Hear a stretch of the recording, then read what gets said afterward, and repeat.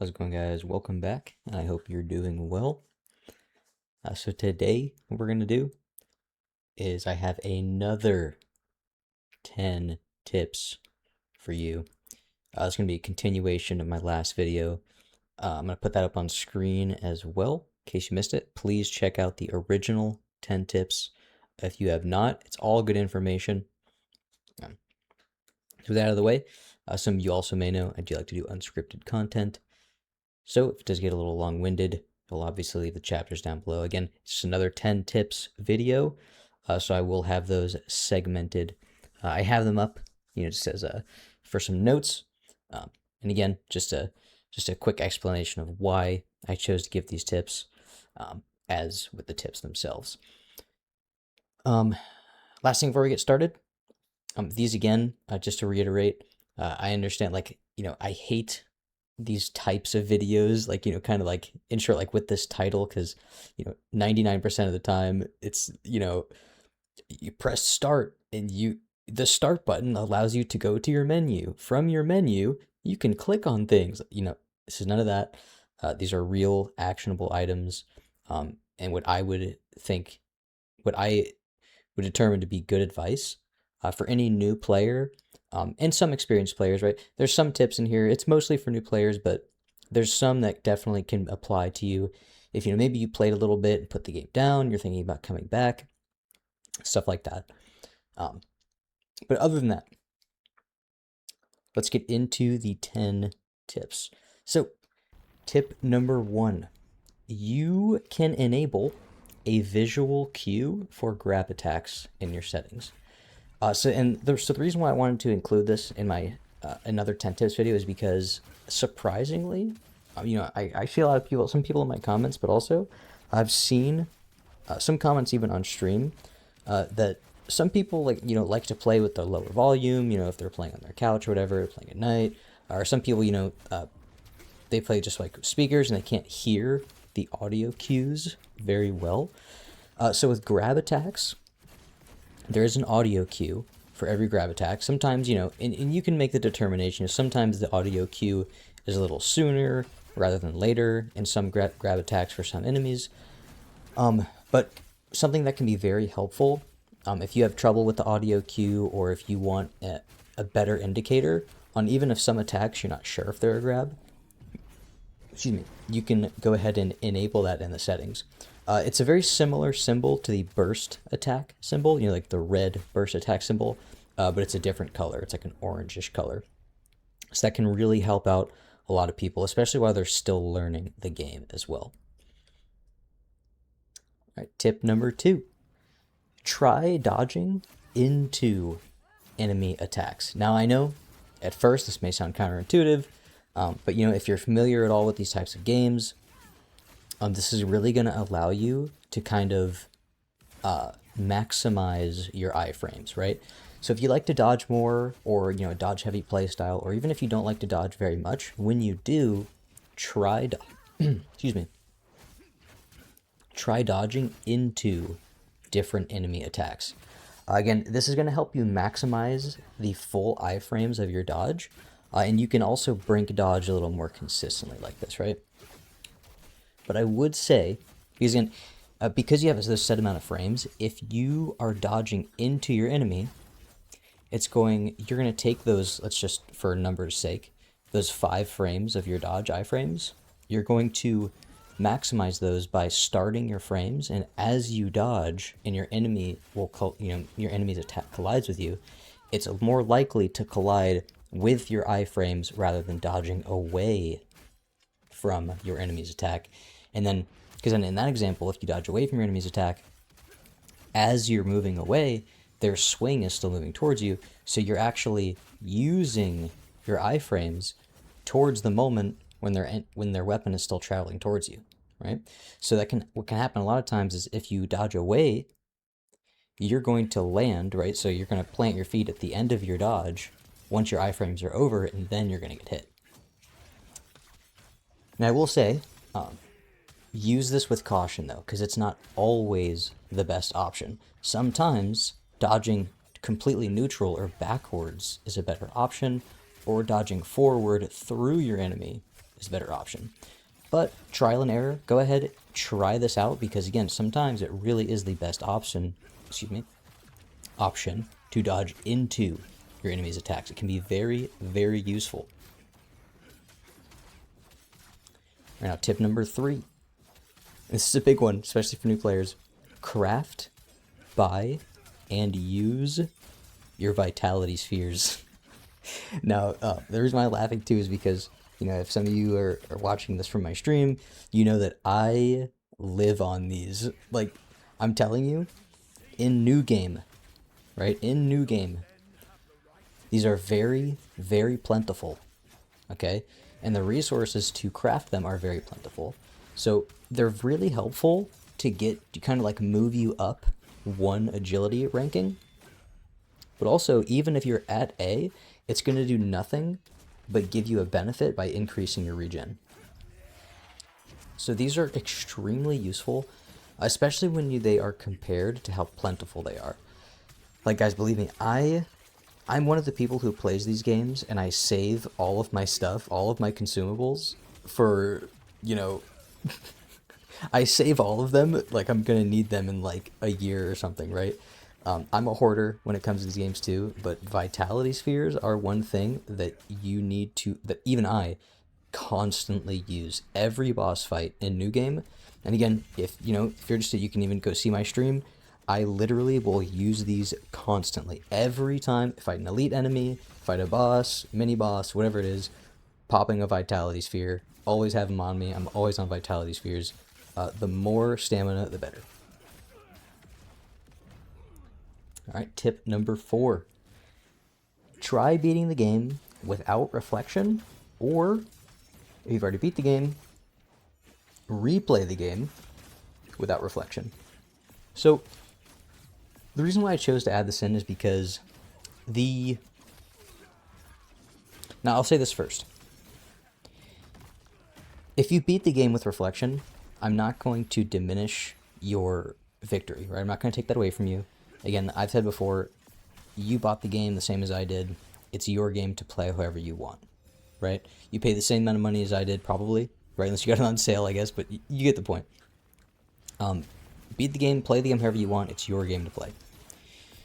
But I don't think that it's controversial to say that beating the game while using reflection as your primary damage negation tool is a much different experience than beating the game without it. I think that it's a completely different experience. So the reward for learning this skill is extremely high. It's very unbalanced, right? The reward that you get from learning this one single skill is extremely high, and it is applicable to the vast majority of situations that you encounter in the game, right? With the exceptions of, a burst counter or a burst attack and like grabs, right? The vast majority of everything else that you encounter, you can reflect, and you're rewarded insanely for that reflection. Now, compare that with, you learn another skill. Like, let's say you learn breeze dash, right, for dual wield. I'm just using this as an example. It's very similar timing than reflection, right? But you're not rewarded nearly as much, right? To me, your reward is more long-term, right? And, kind of the satisfaction of learning a weapon-specific skill rather than a common skill. But beating the game with it, or I should say, beating the game with reflection and without reflection are two completely different experiences. Trying to beat the game without it, or replaying the game and trying to beat the game without it, really encourages you to learn and apply your weapon skills in a more efficient way. This, in my opinion, will in turn be a lot more rewarding for you as a player than using reflection and kind of dumping your stamina bar or dumping your spirit bar and then rinse repeat, right? I also think this will really encourage you to, I should say not encourage, but this will also extend your playthrough and allow you to squeeze some more time out of the game. The reason why I say squeeze more time, because I think that's a good thing, right? It allows you to get more time out of the game, because if you play the game by just putting a check in a checkbox of, okay, cool, I beat it, I think that you're really doing yourself a disservice, because there's a lot to learn in this game and a lot to become proficient in the combat system itself, and not just with one weapon, but with all weapons, right? Each weapon feels extremely different, especially without reflection, right? Because reflection, there's a reason why it's a common skill, right? Because every single weapon gives you the tools to succeed and negate damage in their own unique way. But again, you're going to have to put some time into learning the actual weapon, its moveset, your skill tree, how your skills interact with each other to become fluid with the combat of your chosen weapon. So I think that's kind of like the core of why I think, again, if you need to use it because you need a little bit of extra help to complete the game, or because you want to stun lock your enemy a little more, that's fine, right? I'm telling you, like, you can play the game however you want, but I really do think that beating the game, or at least trying to see and trying to play the game without reflection, is definitely worth a shot. I think that in the long run, it's much more rewarding as a player to become proficient at the game without that skill. All right, on to tip number 5. Level endurance. Guys, you need to be leveling endurance. Please do not approach the game as you would kind of how you would level stats in like a, let's say, more traditional Souls game or conventional Souls game. Endurance is arguably the most important stat in the entire game. You need stamina to keep the engine running, right? It's endurance, the stamina, that's the fuel that you need to fight. Stamina and spirit, those are your resources. You get spirit in other ways, but endurance is your main way to gain more max stamina, right? You can get max stamina rolls on like gear, but really you need to be leveling endurance for a great base pool of stamina, as well as it's going to give you some regen too. It's really good. But I had to add this in there because I've seen way too many videos of like new players, streams of newer players, and you look at their skills and they have 20 30 vitality, 15 endurance, and then like 80 strength or 80 in their main stat. And I just like it can't be understated. Endurance is so necessary, right, for quality of life. You don't want to run out of stamina. Running out of stamina and waiting for your stamina to regen is not a great feeling. You want to minimize that as much as you can. Sorry, on to tip number 6. Explore and complete the side missions. Now, I know this seems kind of like a, well, obviously, but what I've seen too is that, and I understand, the side missions in this game aren't the most appealing thing, right? It's kind of like, a kind of the same map, basically, kind of like a recycled map, with a certain, film, you're like a filter over it, right? Maybe a little augmented, but then you get a similar boss, right? That's fine, I get it, but the side missions give you a lot of benefits for completing them. So, they give you scrolls for crafting gear, so you get new gear sets to craft. You get your soul stones, right, which give you additional benefits. Jars are in the side missions, so you can get the jar helmet, phantom upgrades, Khazan's memories, etc. So really, you need to be exploring and completing the side missions. They do nothing but help. And then again, that's also going to give you a little bit of cushion for extra levels, lacrima, and mastery points to fight the next main mission. To tip number 7. This is a big one. I think this one also applies to sometimes, more to experienced players as much as, actually I would say equal. This definitely does apply to some experienced players as well. Tip number 7 is move with purpose. So I would say try your best not to just randomly strafe around or move for no reason. So, and I'm even guilty of this, when I play a new game, it's hard sometimes, right? Like but think about it. When you're going into a fight, are you moving with any type of purpose, or are you just moving or strafing just to be putting a directional input on the character, right? Positioning in relation to your boss or enemies can affect not only your moves, But also, when an enemy, it also affects when their moves connect with you, right?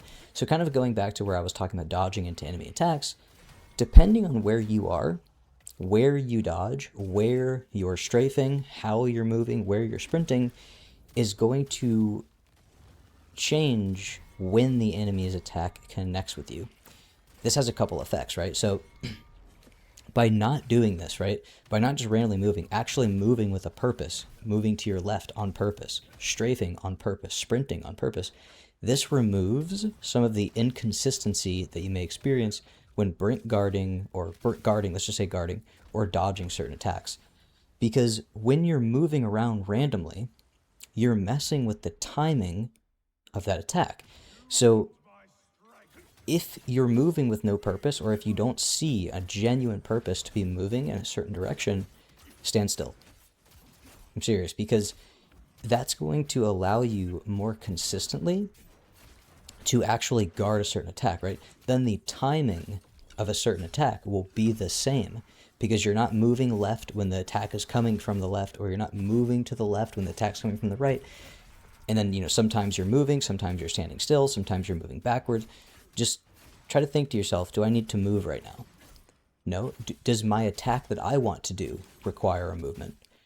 In short, I would say just be conscious of how you're moving and if you're actually moving with a purpose behind it, right? If you're not, if you are consciously going to guard an attack and you don't need to move, just stand still.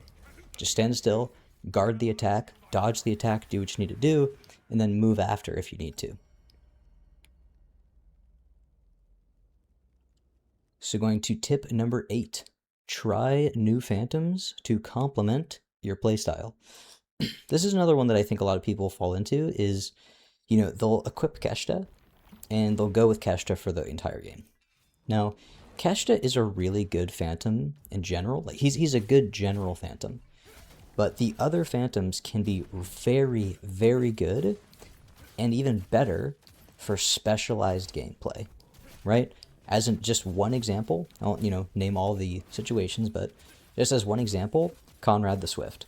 Conrad the Swift is my favorite phantom for dual wield and spear, right? I dodge a lot. I dodge 99% of the time when I'm playing, I dodge. I do not brink guard very much at all unless I'm using greatsword. So that's why I go Conrad over Keshta.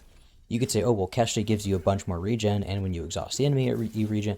Yeah, well, I would rather have decreased dodge cost with Conrad for the passive, plus I'm getting massive amounts of damage buffs from dodging itself, right? So I would really sit down, think about your playstyle, how you prefer to play, and browse through the phantoms, and I would choose, or at least try a new phantom to complement your playstyle. Don't be afraid to branch out, because again, Keshta is good, but if you compare that, or if you couple that, I should say, with tip number 3, using Vitality Spheres, you may realize, you're like, hey, well, I can craft a bunch of Vitality Spheres, I can use Vitality Spheres, and then I can try a new phantom while still having some really good regen. I don't really need Keshta, right? That's tip number 8. Definitely try those phantoms out. There's really, really good builds, too, that those phantoms can complement. So I'm going to tip number 9. You can respec your skill points at will. Whenever you want, you can respec your skill points, your mastery points, that is.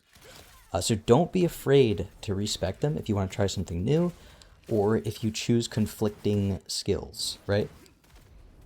And by conflicting skills, I mean like with the same input, right? As an example, a couple would be Whirlwind and Howling Blade, or, for Spear, Shadow Reversal, and Assault. Too many times do I see people, new players, they'll choose one, and then they'll go to the other one to try it out, and then they never unallocate the skill that's conflicting, right? That's wasted skill points. You don't want to let skill points go to waste, especially while you're leveling. You want to definitely fill out your skill tree properly. You don't want to have any, dead skill points. Also, this is really nice too if you want to, if you're like, oh, well, I kind of want to try the spirit skill. Go ahead. Unallocate your points, respec some of your skill points, put, the skill points you want into the spirit skill you try. If you like it, awesome. keep your skill points. If you don't, just respec them right after that, right? Respec them at will. You can go ahead, unallocate, put them in the skill that you chose them from. All right. Now, guys, on to our final tip. Tip number 10. And this one, I don't know. This one may be arguably the most important. I'm not sure, but I do genuinely think this is a tip, so I did want to include it. Tip number 10 is don't give up. Do not give up. You can do it. I promise you. Too many times I see, oh, this game's too hard. Oh, I can't do it. I can't do this. I can't do that. I can't do this without reflection. I can't do this with, I can't start with great sword. It's too slow. I can't do this. Don't give up. I'm telling you, guys, the game gives you all of the tools you need to succeed. I promise. You just have to use them properly, right? You do. I know, I don't want this to come off as like a get good type scenario, but don't be discouraged, right? If you die a couple times, if you die 10 times, if you die 30 times, don't be discouraged if a boss takes you 30, 40, 50 tries. As long as you're learning from your deaths, right? As long as you're learning from every time that you go and fight a boss, count that as a success, right? Honestly, because this game, the way you're going to get the most out of it, in my opinion, is by limit testing, right? I die a lot. I still die a lot. Like, again, with over, I think I got about 1,500 hours in the game now. I even die a lot on stream because I love limit testing. Push the envelope, limit test, get some hits in where you may not think, push the boundaries of those frames, right, to interrupt your combos.